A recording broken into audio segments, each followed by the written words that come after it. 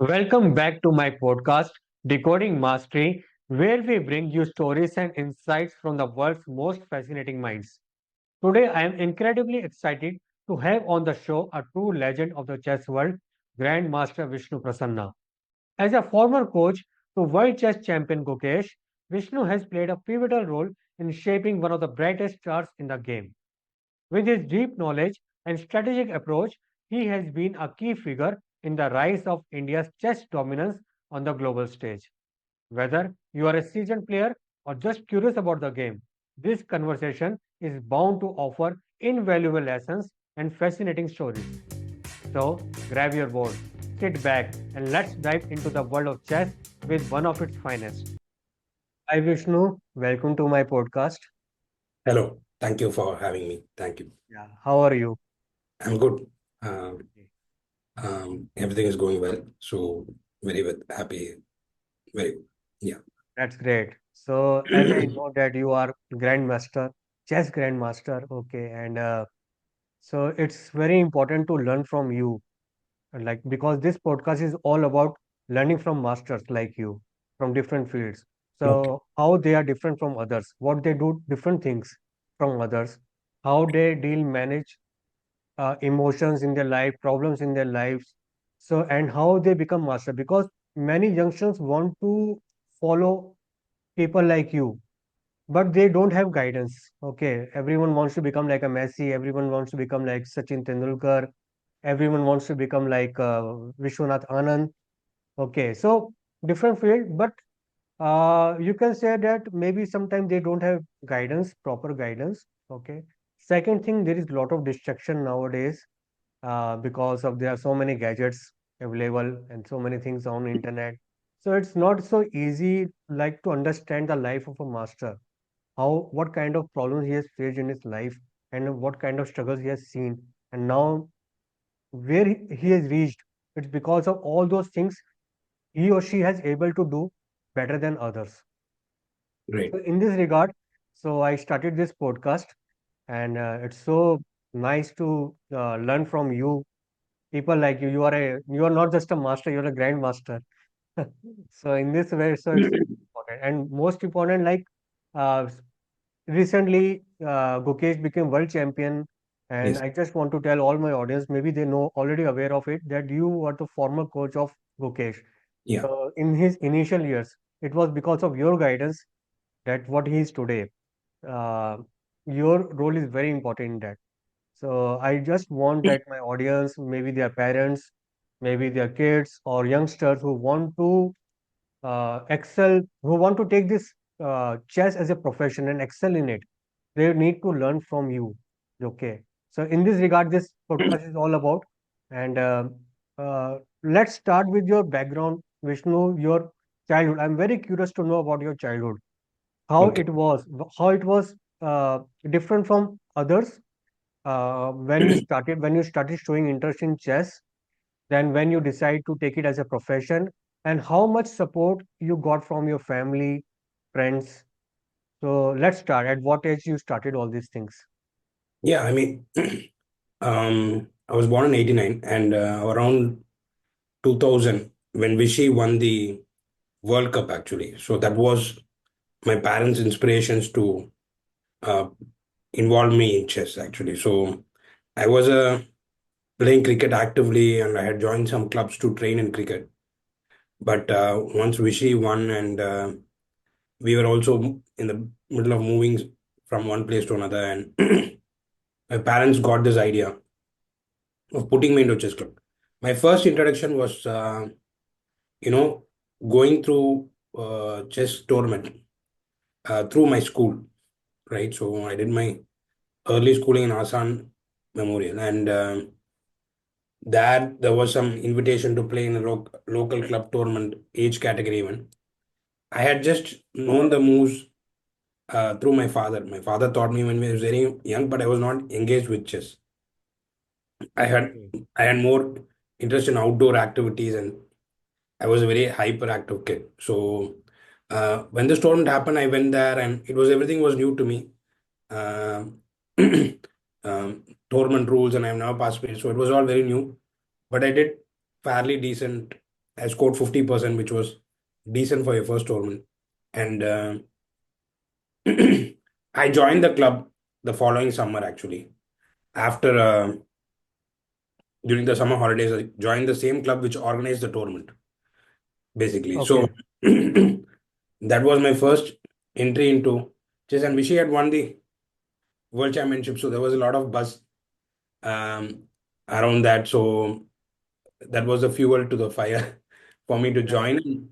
I had my first coach was incredible in a certain way that not that he was creating professionals or anything, but whoever came there enjoyed chess basically, right? So it was not like a job or profession so early on, but they were all very excited. He made chess very exciting for me because I was a little hesitant and I was a very hyperactive and outdoor kid. I did not want to sit down and do this for long, but he made it so interesting for me, and the way he presented chess to me made me not let it go anymore. So that's how I started. That was my around 2000 2001 would be the first time. How old were you that time? How old were you? In which class you were? Yeah, I was 11 years old. Okay, 11 to 11 11. years old. So maybe in fifth or sixth standard. Yeah. Okay. No. Yeah. Okay. So how did you manage studies? Because your father was already supportive and he wanted you to pursue in chess. Yeah. So how are you able to manage studies as well as chess? No, I did not play very actively. I did not become a Okay, professional that time. until very late Okay. Okay. because compared to now, the exposure was not much. Okay. So I remember that when I joined university, I did my university in Loyola Okay. in Chennai and undergraduate there. And I joined when I joined there, I joined through sports quota, but I was an amateur actually. So I remember my amateur rating, like 2034. That's a FIDE ranking that I had. Okay. But things were very different back then. And my parents purely wanted me to pursue whatever I want. And you could say that I was very early on intent on being a professional, but it was purely out of certain naivety rather than any awareness, right? So I wanted to do it. That's it. I mean, I did not know what challenges had lied ahead. I did not know what was the career scope in stuff like that. I enjoyed chess. I loved chess, so I wanted to take it up as a career. But definitely, yeah, it was purely out of not fully informed decision as such. And as I joined university, I started to play more internationally. Um, and until then, I was playing locally in India and in club events. So I played my first national age category national when I was 17 years old, which is Okay. very, very uncommon. So you start from the age category starts from under seven, and professionals generally start from so early. But Yes. yeah, I mean, my first age category nationals was when I was 17 years old because I had started late and did not have the awareness of where to find events and where to compete and so on. Yeah. So I have seen your some of your videos also that you are also a coach now, I think full-time coach, and you are running some institutes also. One is Yeah. I think that something like in Chennai you are having an institute, and I saw one more institute that is like a residential program Yeah. where kids and they were so young. They were like I think 6, 7 years old, and they were Yeah. like enjoying. They were having breakfast and all these things. And so just want to understand Vishnu, like people, because I've seen you, I can say you were a bit fortunate in this way that your parent was uh, already aware of the chess as a profession and they wanted you to pursue in chess, maybe starting to build your interest in chess because you were too much involved in outdoor games. Okay, so now I have seen that chess is like a hub of grandmasters. Even you can say that it's all most of the grandmasters and even from chess champion, world champion are from Chennai. So Yes. there is too much you can say awareness as compared to other parts of India or like people who are living and who want uh, to pursuing such career like chess as a profession, but they don't have guidance. So their parents are also uncertain whether there is whether the kid whom should he follow, okay, where to take coaching, because coaches are mostly available in Chennai side that I have seen, or maybe in South India. But like if somebody wants to learn from the best like you, okay, he has to come to the Chennai and then he has to learn from you. Still, there is there any possibility of online coaching? I'm not sure about whether Yeah, you do. there is a lot of I mean, I run a few centers actually. So one in Chennai, like you Okay. said, one is the residential academy, which is Yeah. very important part of what I do. And it's like if you want to become a professional, and that's the place for you kind of thing. And what I do in Chennai is aimed at creating grassroots of play. Chennai has a big chess culture, and there are always people who want to learn, and we want to provide them access to quality training at an early stage. And I also work with another company called Circle Chess, and we have an extensive online program actually. Okay. Excuse So me. you have online programs. Yeah, chess nowadays can be taught fairly well online, and what we are doing at Circle Chess is kind of innovating on online training as such, right? So how can we make it more interactive? How can we make it more engaging? How can we build online communities as such, right? Okay. So where peer-to-peer interaction and players can learn from each other and so on. So these are the kind of things that we are building there, and we are also building a lot of tech for chess. I mean, chess tech has been a bit stagnant for a long time. So, when I was very young, it was very hard to find out where to look for tone. Where can I go and compete, right? So, Circle Chess has an option where you can discover tournaments around you, discover coaches around you, discover chess clubs around you. India has a lot of, almost all of India has a lot of chess clubs, academies. But, obviously, the culture is uh, very big in Chennai and Tamil Nadu in general. Probably, I Okay. would say that 60 to 70% of chess players are from Tamil Nadu. Yeah. Right. It's been because of a lot of influence of Vichy. The federation, Tamil Nadu Federation, has been there much longer than the other ones, I think. It Yes. started in 1960, probably, and somewhere around that. So, India's first IM, Mr. Manuel Aaron, is from here. So, a lot of people have come from here, and we have just been lucky to, um, yeah, just leverage that, the players here. But there are a lot of online programs, and you can also discover chess clubs around you um, through the Circle Chess bot, or you can just Google. I mean, early education is possible in many places now, and also online, right? If your child is very young, sometimes they don't enjoy online, but you can just always find a chess club near you. Um, Most of Yeah. India has chess clubs, but obviously the infrastructure and all that and quality of education is probably better down here. Yeah. Yes. So, Vishnu, what is the ideal age to start playing chess? If somebody wants to take it like even if professionally, if he wants to become grandmaster, so how many years generally takes? What is the patience he has to follow, uh, keep to pursue this as a professional? No, becoming a grandmaster would take about 8 to 10 years. 8 to 10 years. Yeah. Okay. So for anybody, Okay. so there are some exceptions. Like Gukesh was an exception; he did it in 6 years, and but those are very few um, in a million, I would say. Right. So Yeah. approximately 8 years would be a decent time 8 years or decent time. Okay. to get the grandmaster, and also children start very young here. Now the youngest rated player is around 3.5 years old. Okay. Yeah. So This I could not imagine like 5, 10 years ago yeah, also. that's But nice. yeah, it's all the internet, I think. I mean, the internet and Yes. given access to quality things for a lot of people very early on. Yes. And yeah, I mean, um, but we have children as young as 4 years old playing in the clubs here. even in my Okay. clubs. 4 years they come, they play, and they have fun. And it will take time. That's that's so Yeah. nice. And it's, parents also play a very important role Yes. in this case, because if kid is very young and Mm. because he is not aware, he or she is not aware about like what to do, and at that time it's a playing age, we can say. So for them it's like a fun.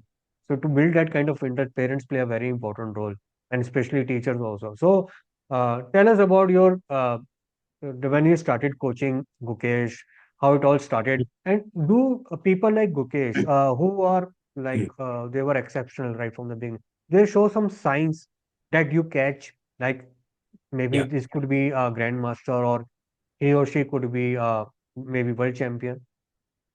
Yeah. So I had become a grandmaster in 2013, and then I shifted slowly to training in 2016. I had trained one IM, one player into a international master in 2016 to 18, around that time. And first I met Gukesh in 2017. Uh, 2017. yeah, Okay. so we played a game actually in Sharjah, and then 2 months later he's part of this Velamal's group of schools where they have a big chess team, and I had done a camp, 2 3 days camp for the best players from that school. Okay. And Gukesh was one of the players who attended this camp. And Okay. yeah, so that's how it started. He was very interested in what, my approach to teaching, and basically, he said a few weeks, a couple of weeks after the camp, his father and he'd come and they wanted to do individual training. He did not have a coach at the time, and they were looking for coaches to actively work with him. So, and his father said, okay, is interested in working with you, and so on. And that's how we started. Yeah. And we were working very actively until January 2023. Yeah. Oh, super. So means 6 years he was with you, Yeah. and he was actively training and learning from you. Okay. Yeah. So what makes Vishnu people who are like from good to turn into great? What kind of efforts they have to Yeah. do? Um, Yeah. I was teaching a lot of talented kids at the time. Okay. Right? So some of them are in the top 100 in the world right now. So Gukesh is a world Oh, champion, but wow. a couple of other kids are in the top 100. Wow. And they will have their time maybe, and they'll also do well.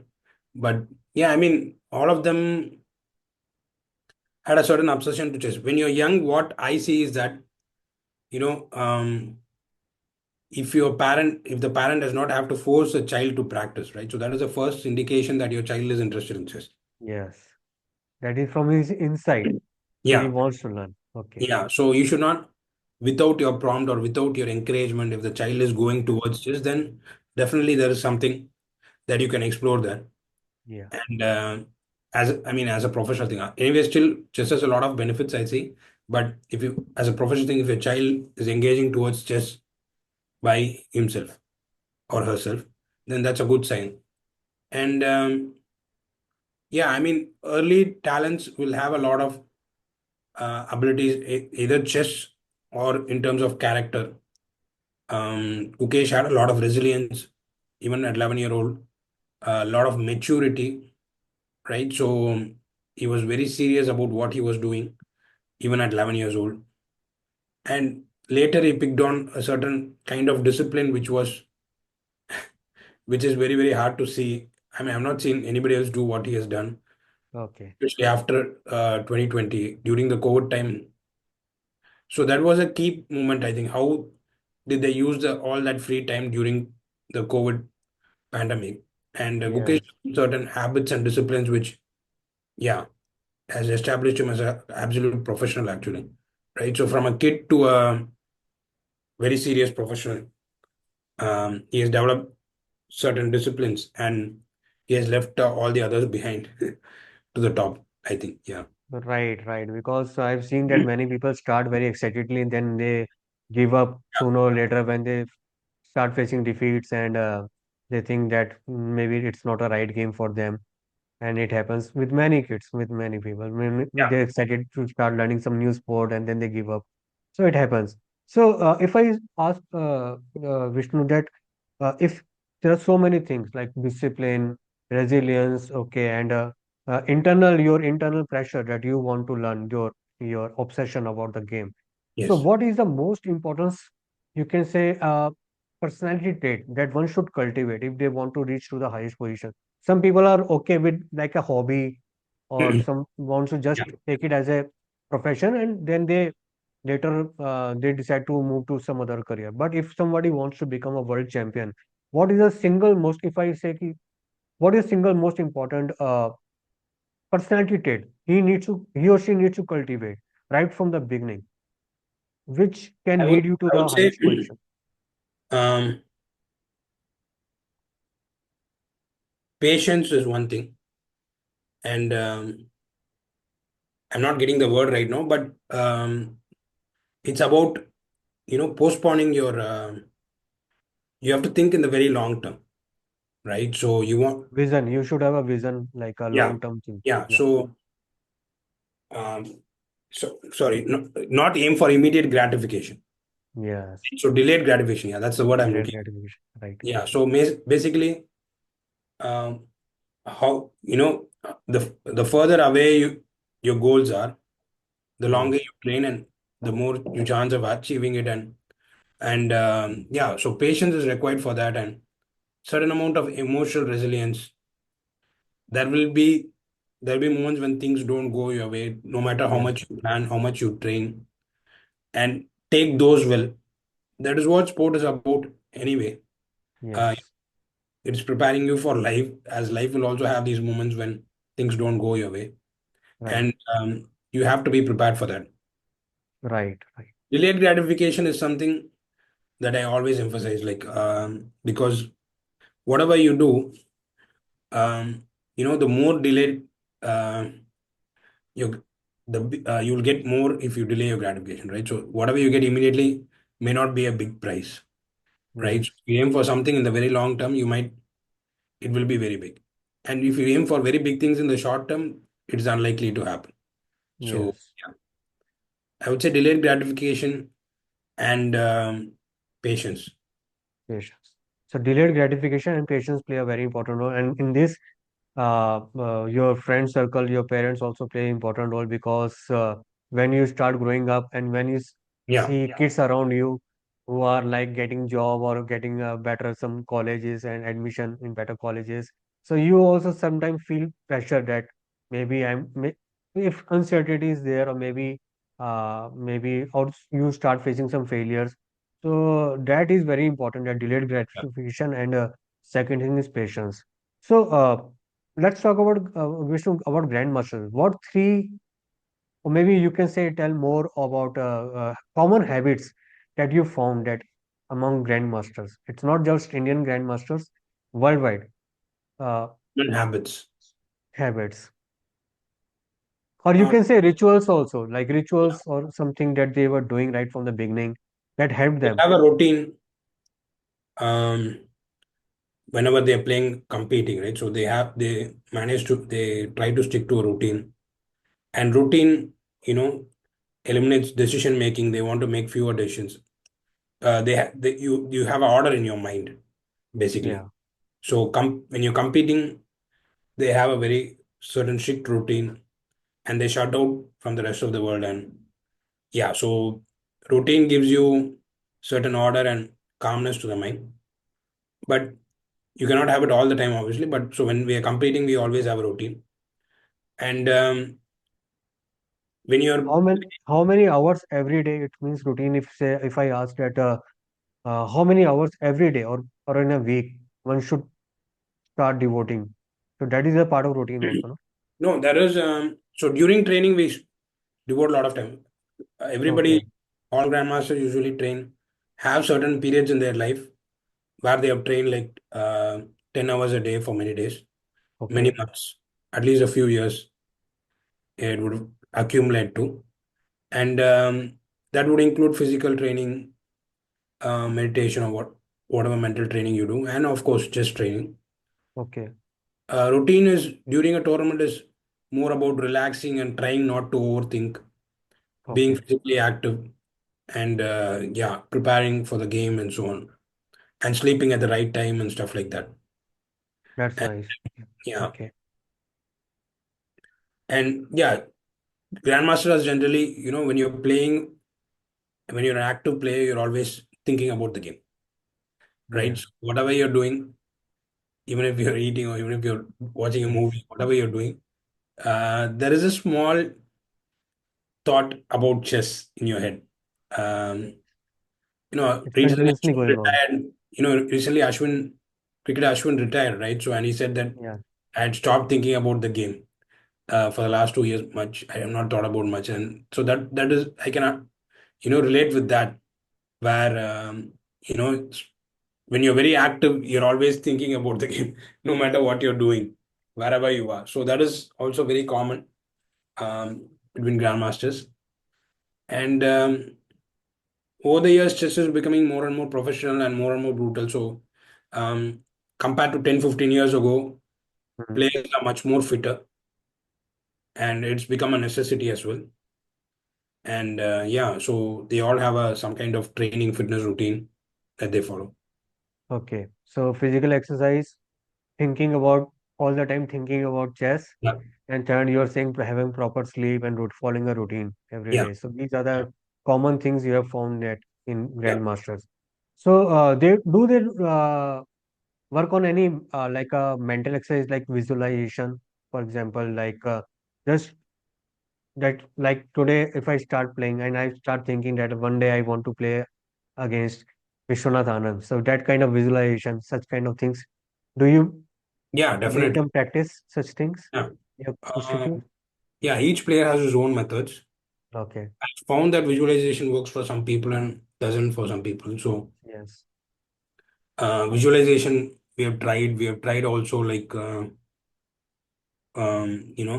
positive talk, positive self-talk, and Self-talk. just Okay. being aware of negative self-talk, right? So whenever you have a bad game or a bad Yes. tournament, you try to be more kind to yourself. That's something that I picked up by reading Djokovic a lot, and how he was very harsh towards himself Yeah.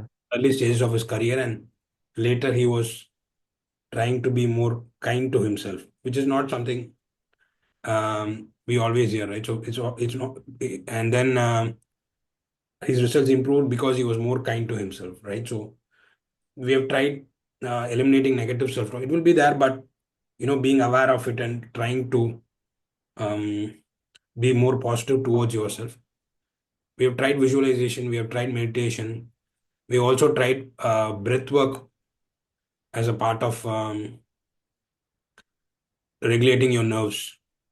It can be a Okay. pre-game routine or a post-game routine, and yeah, so everybody chooses whatever works for them and whatever is engaging for them, but it's becoming kind of a regular thing. And yeah, it's hard to find someone who does not practice these things. Yeah. So, what do you think is better for chess, being an introvert or an extrovert? What kind of like you have seen people? So, introvert are like mostly to themselves. Yeah, So, is it good for chess? I don't know if it's good or bad, but most chess Yeah. players I would say are introverts rather than Because they are involving themselves, yeah, thinking. they are just thinking about the game in their own head. So that's what I've seen. But there are certain unusual, eccentric personalities in chess as well, Okay. and they are extroverts. So, but the majority probably are introverts. Majority are introverts. Yeah, there is a lot of extroverts who bring the life to the party. If there is, Yeah. yeah, but there are a lot of extroverts too. Yes. I'm not saying it makes any difference to your chess as such. It will not make a difference. Yeah, So it will be difficult for family when you are married and when you are having kids and then you're thinking about chess all the time. yeah, So maybe sometimes you start because you were not able to yeah. That's why it's give your becoming a young attention. man's game. Yes, No, that is why it's becoming a more and more a young man's game, and yes, he's able to devote more time and attention consistently right. than yeah, somebody who's married or somebody who has another occupation. And nowadays, it's a bigger challenge is that a lot of distraction. It's not just family. There are so many things because Yes. of internet. There are some positive things and some are negative things. In positive way, like you can access best people around the world. You can learn from them. You can a lot of awareness is going on about chess, not about just chess, other games too.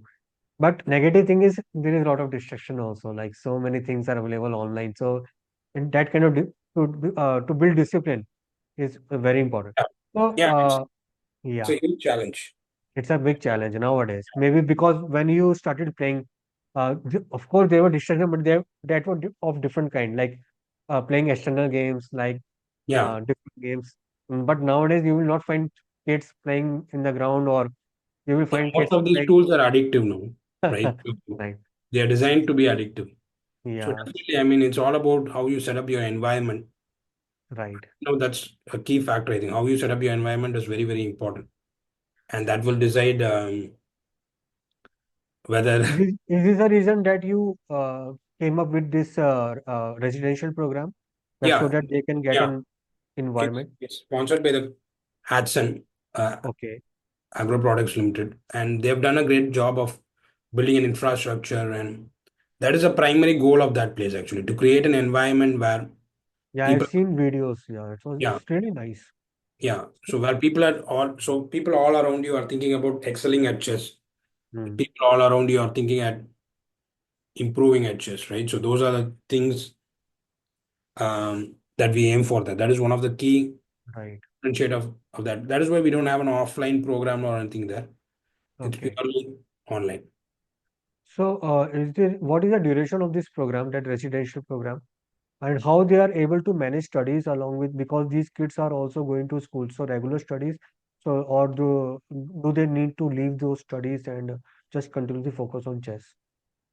Uh, so they go for the exams and they Okay. work outside the class chess hours, right? So there are two programs. One is for professionals, which is like a full-time program, 24 days in a month, and Okay. Sundays is off. So you study on Sunday and do your academics on Sunday, Okay. and then you go to the school for the exams. And there are some longer breaks if they are in the 10th standard or 12th standard from the students. And there's a non-professional program which is 16 days, which might change. But yeah, they are managing both school as well as playing tournaments as well as um, yeah, the chess, of course. Chess is like their main thing, but they are not yet at the level where they can abandon school completely. So they are managing both. Um, it's more like a school actually. It's not like a regular camp or something. It's like going to a chess school rather than a regular school, Okay.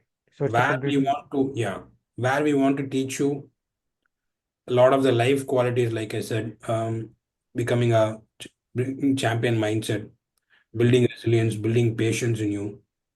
It's not just about creating players as such, but making them, giving them certain life qualities as well. And that's our goal. So, depending on, there is always people who have done this actually in chess. hmm, That is why I've started this. There are, there's always people who have done this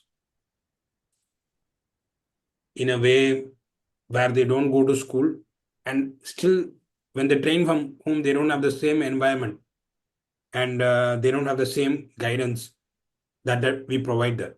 So a lot of people who have joined were already not attending school.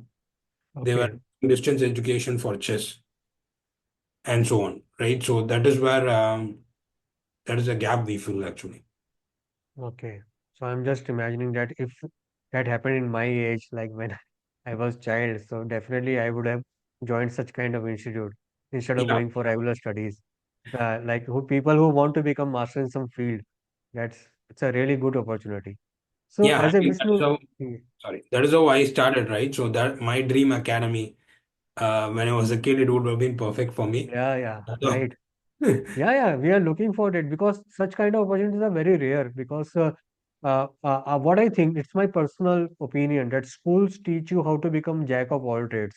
Like Yeah. you are giving all kind of exposure. Okay, but if you want to take any That's all. subject seriously, you have to give a lot of time. You have to Yeah. devote, and such kind of it should really help you, where you will find people like you or that perfect environment to build it into a career.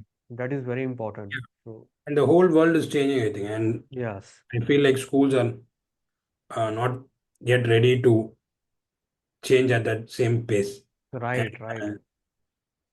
uh, careers are becoming much more early. I don't know if it's good or bad. I will not make that judgment. But Yeah. yeah, a lot of things are changing. So yeah, Yeah, means it's really good that yes, world is changing very fast, and our education system also should understand like children because masters are, if you want to live a life live a life like a master, then you have to be very different than right from the beginning, like yes, what others are doing. So Vishnu, because most of the players I have seen, because when you're playing subconsciously, means it's all your practice, and it's just like driving car. So when you're driving car, it's all because of your subconscious mind actually, which helps you to drive your car when you become perfect. So game is, any sports is just like that. When you're performing, it's all your subconscious mind which is performing. That's why many players are not able to become great teachers, great coaches, because to break it down, to explain why they did that thing, that yeah, move or anything, like in your case, in chess also, like making a right move at right time, at right place. So they are not able to, because they you subconsciously they don't. are doing it. Yeah. Yeah, So, but coach has to break it down. In fact, I have seen that some genius people, they are not able to explain why they did that thing. But then what we do, like we model those people, we try to break it down, like bit bit by bit. Okay, so coach is having a double responsibility. He was a great player, so you did a two times you have done a excellent job, like being a player, and now you are a coach and you are producing kids like Gukesh who are world champion. So you have a big responsibility. So what kind of shift in the personality you have observed in yourself uh, when you were a player, when you were grandmaster, and now you are a full-time coach, I can say yeah, full-time coach. yeah, yeah. So So when I was a player, I was mostly concerned about how to perform better, how can I learn and stuff like that. There was a lot of gaps in coaching techniques at the time, I think, right? So mm, when I was growing up as a player, and I did not really know how to train as such, and I was just improvising on the spot most times. And yeah, it's all about conserving energy. It's all about being focused, not thinking about too many things, and so on when you're a player. yeah, As a coach, you have to think about a lot of things, right? yeah, So I'm always taking inspiration from outside chess to create chess techniques, right? So okay, um, how people from other sports are doing, why did they have this routine, or why did they have this um, approach, right? So no, Sachin not taking a offside ball against Australia. Why? So is why did he not fix his weakness, or rather than avoid it, right? So something like that. Just a lot of um, and performers, like high performers. How would they? What mindset did they have, right? So these are things I'm constantly thinking about. So you're thinking about a lot of things outside of chess when you're a coach, and human psychology and performance and stuff like that. But when you're playing, you spend most of your time on yeah, conserving energy, and following your training plan, and thinking mostly about yourself, right? So you have to have some awareness yes, of your own play, and yeah, so there's a lot of difference. And breaking it down somehow, it came fairly natural to me, I would say. I mean, I did not, because I was trying to study a lot of chess on my own when I Okay. was a player. I had to break down things, right? So I had a coach, of course, who was also very good. But there are some things which I was trying to analyze and analyze. I had certain analytical tendencies, which kind of helped me with my coaching as such. Okay. And, yeah, I've read a lot on mathematics, science, other sports to bring ideas into my chess coaching, basically. That's great because analytical personality helps you, like people like you, to understand the in depth about the game and to try to learn myself. But maybe you are having coaches, but still you want to learn and you want to break Yeah. it down yourself. Okay. So I have seen that many grandmasters is having a old rivalry with supercomputers. Okay. So, so many, I have seen Yeah. so many things. Okay, so now how AI is helping you as a coach in building these kind of students to grandmasters? No, AI is growing very, very rapidly, and AI is moving very, very rapidly. And what we have built a AI chess coach actually with circle chess, and I've put in all my thoughts, and you know, we have built that is the first tool that we are like AI tool. I would say that we have made a breakthrough of sorts. It will assess your game and it will provide a lot of data about your game. So something Okay, that I would have to spend a lot of hours on in the past, right? So once if there's one student, I have to spend like a few hours to find out what is wrong with his games, which are the critical moments in his games, and what is his weaknesses, what is his style, and so on. But yeah, now with just importing the games, you're able to find out in 5 minutes all these information about yourself, right? So Circle okay, Chess has built. That is the first, my introduction with AI in chess also. Like, but overall, chess computers have become a very played a very important role in the past few years, where you know their their input is valued the most. Let's yes, say a super grandmaster says something and a computer says something. People tend to move towards what the computer says. right, right. So Machines cannot be wrong. yeah, So that kind of they can no thinking longer is be wrong, right? So 10 years ago, just the processing power of the things around you, right? So 10 years ago, yes, you could argue with the computer. Like if it says a move, I can argue with another move and say this is not right, this is right. But now it's very hard to argue even with our phones.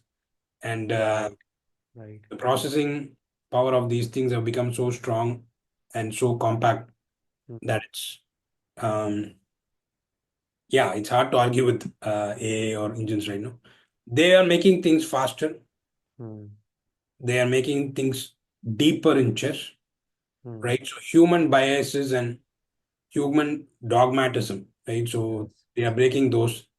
Uh, yes, they are giving us new directions to explore, new ideas to explore, which as humans we have not have considered. right. Um, so it's a huge as any field right now we have huge impact here in chess as well. Yeah, means because people are also becoming very mechanical in nature, so they want to rely more on such kind of tools instead Yeah, of exploring themselves what is right, what is wrong. They don't want to go yeah, in that is depth. a yeah, Yeah, that is the danger of AI basically. But right. uh, you have to balance both, right? Yes, So, as a player, I generally advise not to engage too much and use your own head. That is why players don't like it, because yeah, basically it doesn't allow them to allow the player to express itself, right. right? So sometimes it's just in the way telling you not to do some things, Yes. and that's unpleasant for the player. But right now, it's hard to avoid it, I would say. Right, right. So, means it's a duty of coach to understand how Yeah, much we have to yeah, incorporate exactly. such kind of So these are the technologies. roles. These are Yeah. things that coaches play a very important Yes. role, right? So how much should they do something? And Right. What to overuse accept, what can, not to accept, everything. Right. That's nice. yeah, So, Vishnu, let's talk about your own game of chess that as a player, how much you have to rely on your intuition when you are playing chess. So, is it like if I say that it's just you have to follow the rules, or you have to follow your intuition, you have to follow your gut also when you're making any particular moves or critical moves? definitely. I mean, without your gut feeling, it's hard to make any decision, right? Yeah. So intuition plays a huge part, I would say, and your form and performance relies a lot on your confidence on your intuition, right? Okay. So if you don't trust it, so chess is all about making decisions without 100% information, right? So Yes. you're not going to be fully informed, or at least those are the hardest decisions in chess. You're not going to be fully informed, but you will have to still make a decision and Yeah. suffer the consequences of it, right? So that is where intuition comes in. Like without all the information, how well can I take my decision, and so on. So intuition, I've always emphasized that that is one of the most important things to trust, even if it takes you in the wrong direction once or twice. Eventually, it will take you in the right direction, I feel. And yeah, trusting your gut is something that you need to train also, right? Yes. So and I'm most of my decisions are intuitive, even I would say. Okay. In while playing, there are two kinds of players actually, like analytical and calculative, and then other intuitive. Where Okay. you can some players can make decisions with less information than others, and yeah, even Magnus Carlsen is largely intuitive, Okay. and I mean, well known for that. Okay. So intuition plays a lot of role. Yeah, You yeah, say that if you have to become from good to great, you have to rely on your intuition. You have to believe in your intuition. That uh, if it's like you're making such a very critical move, then also like you are not thinking about what others will think about it. It's your yes, own. Uh, Ultimately, it's your decision. And chess is like a continuous decision-making process. So one thing I've seen that the people who play chess, whether at home or whether they become grandmasters.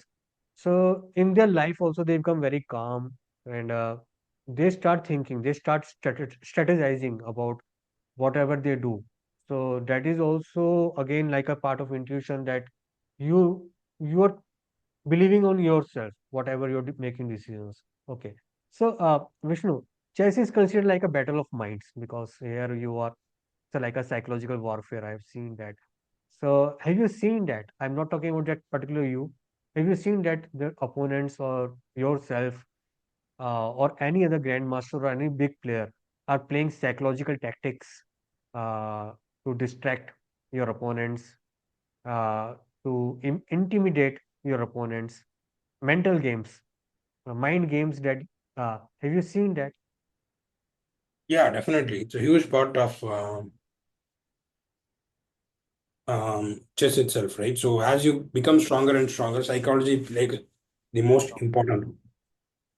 And even you can see that players, even when they're giving interviews, they downplay the skills of other players, Right, and also, they are trying to intimidate you before the start of the event.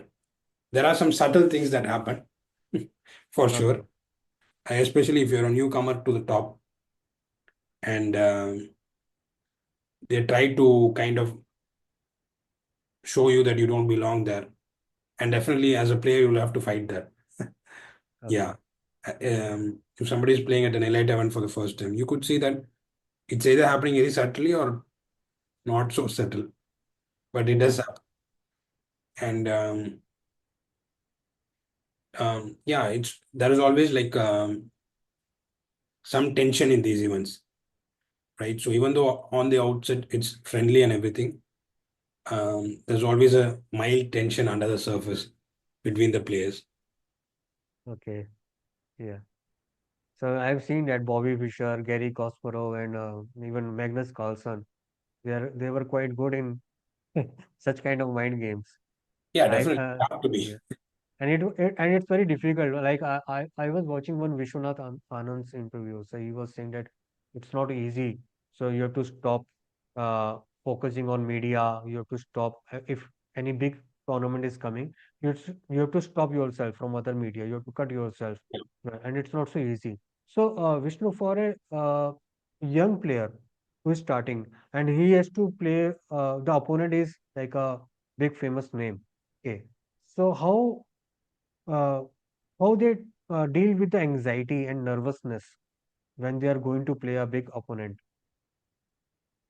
Yeah, I mean, it's a definitely that's a very good question actually, because most players go to the board with anxiety instead of excitement, right? Yeah, So it's something that the coach should address and the parent should try to support from an early stage.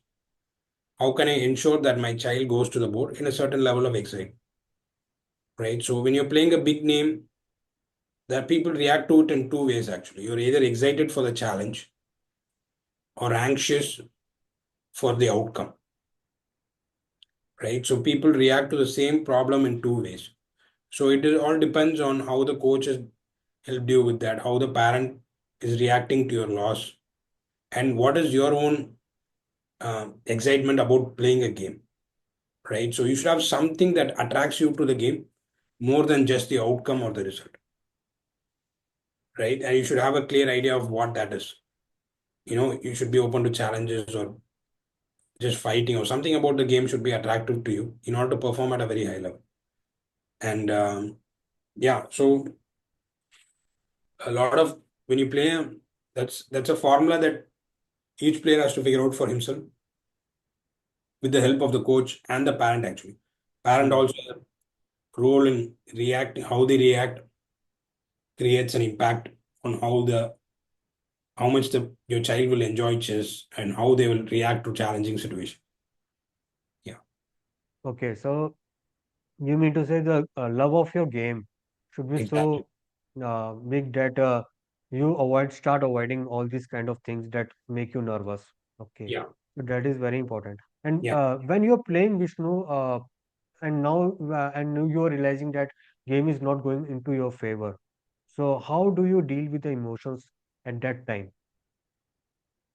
yeah. You have to kind of not panic. That's why once you play chess, you don't react. We are training constantly to not react but respond, Okay. right? So it's very expensive to react to everything that happens. So we learn to not react. We try to be patient. We try to respond. So that becomes our first instinct rather than panicking or reacting very quickly. So once the things are not going, you just try to panic and try to see how you can outsmart him or how you can trick him, or you look for an opportunity to see how you can get out of it. And the first, yeah, these are things where through years of playing, you tend to train for it. And yeah, what can I say?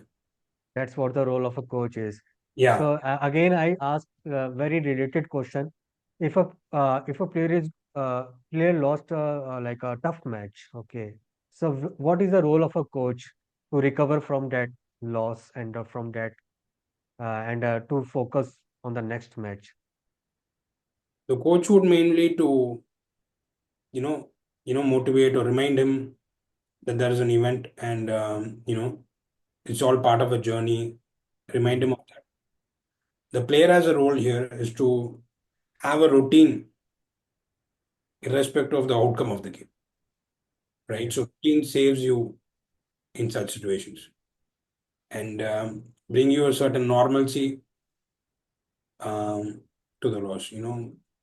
I've seen even Vishy, even during a bad tournament, he used to exercise after.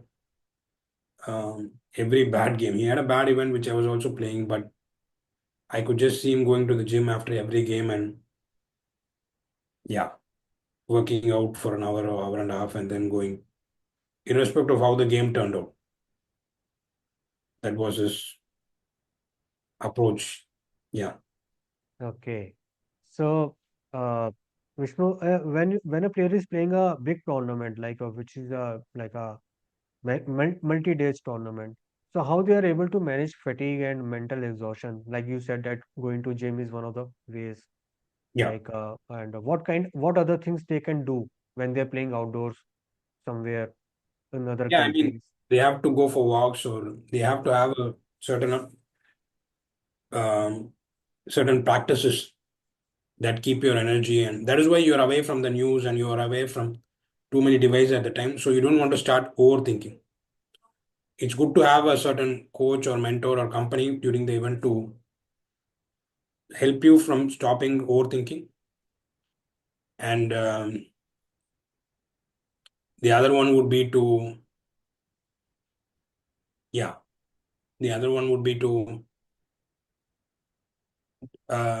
do some physical activity or go for walks and Okay. have, yeah, this is what we do basically. So definitely you are running on a bit of, what do I say, adrenaline. So, Hmm. you always feel very tired after the last game, Yes. whatever happens. But even though you don't feel it um, during the tournament, but as soon as the last game of the event is over, exhaustion hits you. But yeah, um, you have to be prepared for that. Okay. So means you have to keep doing something to stop overthinking Yeah, and all those anxieties and all those things that is going on, and of course mental exhaustion and yeah, what uh, stress you are facing that time. Okay. And these things are done by all grandmasters and world champion like Gukesh. yeah, Okay. They are continuously following these kind of routines. Okay. yeah. So one last question, Vishnu. Like suppose my kid wants to become a chess player and grandmaster like you. So, but he just today he started showing interest. As a parent, what is my role? What I have to do? And as a kid, what he has to do? Like if he's 10, 11 year old, like I'm talking about just like the age of Gukesh. He started at, I think 7, 8 years old, maybe. Yeah, I was started at 7. Okay. So, and the people who are like not living in Chennai in Tamil Nadu, who are living in some other parts of the country. So, how parents as well as kids try to use that time like what is the first step? What is the first step, second step, third step to become a grandmaster? The A first person step, who has just started showing interest yeah, I mean, you have to find a club or some kind of training thing where you can, nearby. child can Yeah. interact with another peer also. So Okay. it's not about learning a syllabus or learning chess. It's about interacting with somebody who is a peer to you Okay. and learning from them, right? So that is only to indicate where you stand. Okay. And slowly you will become stronger than the peer, or you'll both grow together. And then you will find more and more challenging things. So you have to put your child in places where the challenge is not too harsh, but not too easy also. And also find a coach who keeps the joy of the game, who makes sure the game is exciting for the child. That nothing is more important than that. And yeah, I would say that that is the first step. And wherever you go from there, um, um, it's a long journey, I would say. And this is a good place to start as a parent. And also, whenever your child becomes not excited about chess, change your training, change your approach instead of yeah, asking them to be excited. We have to. That means we are doing something wrong. A child who's excited about chess is no longer excited. Means we have to change even our training. We should not. We should modify our training um to the child's enthusiasm. Yeah. Okay. And what is the first sign that we have to send our kid to you for higher learning for what is the first sign when they start when we start thinking that okay, now it's a time that we should send our kid to Chennai or to Vishnu to learn from him, directly enroll under him and learn from him. No, my programs start at, I run a lot of programs from for federated players and circle chess and Madras School of Chess is for beginners also. Okay, Personally, at the moment, I would teach only when you're close to getting a international master title or a grandmaster title. okay, And my goal is to take them to the top 100 or top 50 in the world. That's how I'm training right now. And that's yeah, a lot of my programs are all for all levels basically. But my personal that's coaching great. is usually starts at a title player as such. Okay, so when you want to win a title, then we have Yeah, to yeah, approach to you. Okay, so how do we need to contact you? Like, do you have a website? Your YouTube, yeah, I think you have a YouTube channel also. No? I've seen your yeah. YouTube I'm channel. not very active in it now, but I have a Okay, YouTube channel and I have a website, just vishnuprasanna.com. You, simply your name. Okay, yeah, okay, okay, you'll find everything that I do there, all my projects and my whole career and everything. And there's okay. a way for me to, my email is listed there. You can always reach out to. That's so nice. That's so nice that now it's easy for us, people like us who are not in Chennai or not in South India or not just in India. I'm saying that people who Yeah, are living abroad, they can also approach you and they can yeah. also learn Even if from you. I get a lot of emails like that, and I try to help people find out whatever is appropriate to them. Even if I cannot personally coach them, I point them to directions where they can start out and so on. So I do get emails on that every day, basically on this. So if anybody is interested in anything, I'll be happy to help them. That's great. That's so nice of you. And I will share all your details also, like in on this video. Okay, so that's so nice. Thank you so much, Vishnu. Wish you all the best. It was so nice talking to you and understanding the entire this journey of a grandmaster, and especially the mindset and the strategies they follow in their life. And Yeah. now it's a craze about we have seen the craze about Gukesh, and you are the former coach. You spent a lot of time with him. So everyone wants to. Now I've seen that kids they want to become like Gukesh. So and it's so good that we have seen that two world champion are already from India. So Yes. maybe we will produce, and you are having a big responsibility. So Yes. it's so nice. Wish you all the best.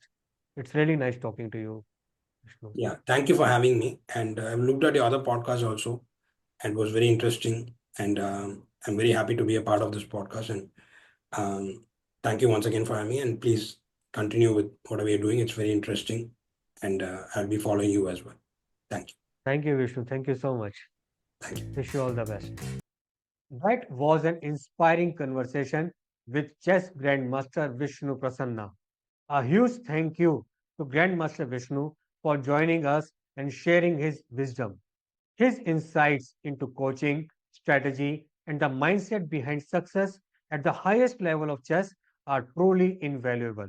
We hope you enjoyed this deep dive into the world of chess as much as we did. Be sure to follow us for more incredible guests and don't forget to subscribe and leave us a review. Until next time, keep playing, keep learning, and remember the game isn't over until you have checkmated every challenge.